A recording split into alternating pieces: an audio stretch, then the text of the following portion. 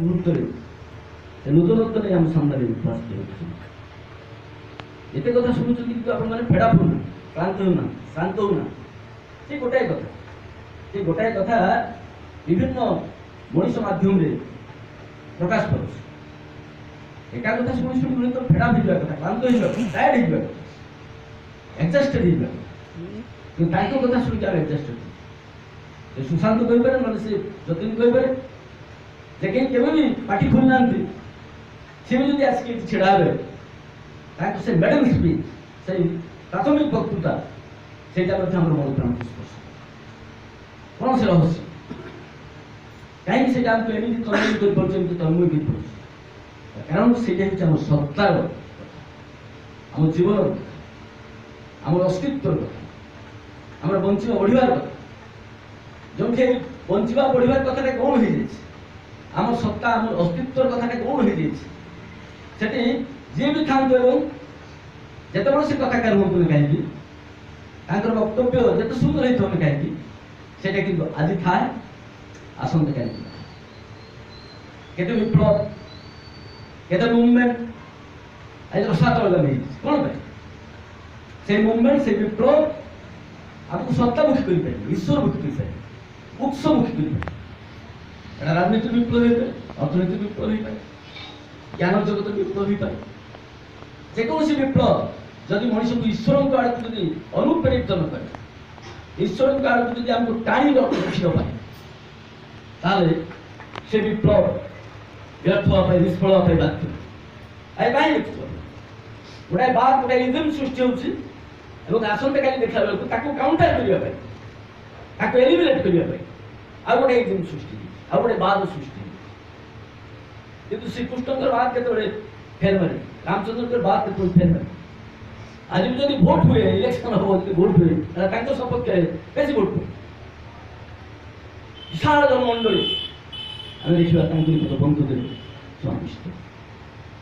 ଦୟା କରିକି ପ୍ରଭୁ ଆଜି ଆସିଛନ୍ତି, ଦୟା କରିକି ଆସିଛନ୍ତି, ତାଙ୍କୁ ନିଜେଇ କହୁଛନ୍ତି। ଏ ବୁଦ୍ଧଦେବ ଆସିଥିଲେ ଆଜକୁ 2500 ବର୍ଷ ତଳେ, ଏବଂ 2500 ବର୍ଷ ଏ ଗ୍ୟାପ୍ ଭିତରେ ଆଉ କୌଣସି ଅବତାର ମଣିଷ ଏତେ ଶକ୍ତି ନେଇକି ପୃଥିବୀରେ ଆବିର୍ଭୂତ ହୋଇଥିଲା। ଜୀବନ ବୃଦ୍ଧି ଟିକିନିକି ଜିନିଷ, ଟିକିନିକି ବ୍ୟାପାର, ଏମିତି ବ୍ୟାଖ୍ୟା, ଏମିତି ବିଶେଷଣ କରି ଆମ ସାମ୍ନାରେ ସ୍ଥାପନ କରିନାହାନ୍ତି। ଯେଉଁ ଉପସ୍ଥାପନରେ ଆମେ ସିଧାସଳଖ ଈଶ୍ୱରଙ୍କ ଆଡ଼କୁ ଚାହିଁବୁ, ଈଶ୍ୱରଙ୍କ ସ୍ମୃତି ଆମ ଭିତରେ ଉଦ୍ରେକ କରିପାରିବ, ଏମିତି ଗୋଟେ ଏଜେଣ୍ଟ ଏପର୍ଯ୍ୟନ୍ତ ସୃଷ୍ଟି ହେଇନାହିଁ ବୁଦ୍ଧଦେବଙ୍କ ଉପରେ। ଠାକୁର କହୁଛନ୍ତି ମୁଁ ଆଉ କିଛି ନୁହେଁ, ମୁଁ ହେଉଛି ସେ ବୁଦ୍ଧଙ୍କର କଣ୍ଟିନ୍ୟୁ। ବୁଦ୍ଧ ଯୋଉଠି ଛାଡ଼ିଥିଲେ ସେଇଠି ଏ ଜୀବନ ବୃଦ୍ଧି ବିପ୍ଳବକୁ ନେଇକି ଚାଲିଛି, ଜୀବନ ବୃଦ୍ଧି ଚାଲିଛି। ଠାକୁର ନିଜେ ସ୍ୱୀକାର କରିଛନ୍ତି, ନିଜେ ପ୍ରକାଶ କରିଛନ୍ତି ପୂର୍ଣ୍ଣ। ଏବଂ ଏ ଯେଉଁ କଥା ଭାଇମାନେ ଆଲୋଚନା କରୁଥିଲେ, ଏ ଆପଣ ମୋ ଭଳି ସାଧାରଣ ମଣିଷର ଜୀବନରେ ଈଶ୍ୱର ପ୍ରାପ୍ତି ସମ୍ଭବ, ଏବଂ ସେଇଟା ପୁଣି ସ୍ତ୍ରୀ ପୁତ୍ର ପରିବାର ପରିଜନଙ୍କର ଗ୍ରହଣ। ନିକାଞ୍ଚନ ସ୍ଥାନର ପ୍ରয়োଜନ ନାହିଁ, ସଂସାର ପ୍ରତି ବିମୁଖତା ପ୍ରଦର୍ଶନ କରିବାର ପ୍ରয়োଜନ ନାହିଁ।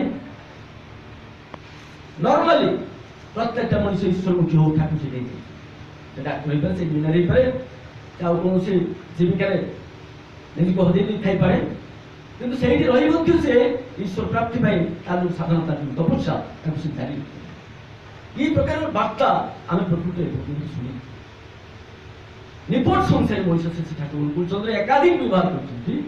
ଆପଣମାନେ କିଛି ନହେଲେ ଏତିକି ଜାଣିଛନ୍ତି ଯେ ସେ ବଡ଼ ମାଙ୍କର ଯେଉଁ ସାନ ଭଉଣୀ ଛୋଟ ମା, ତାଙ୍କୁ ସେ ଗ୍ରହଣ କରିଛନ୍ତି ସ୍ତ୍ରୀ ଭାବରେ, ଯାହାକୁ ସତ୍ସଙ୍ଗ ଭିତରେ ମାସିମା ବୋଲି ସମସ୍ତେ ଡାକୁଥିଲେ।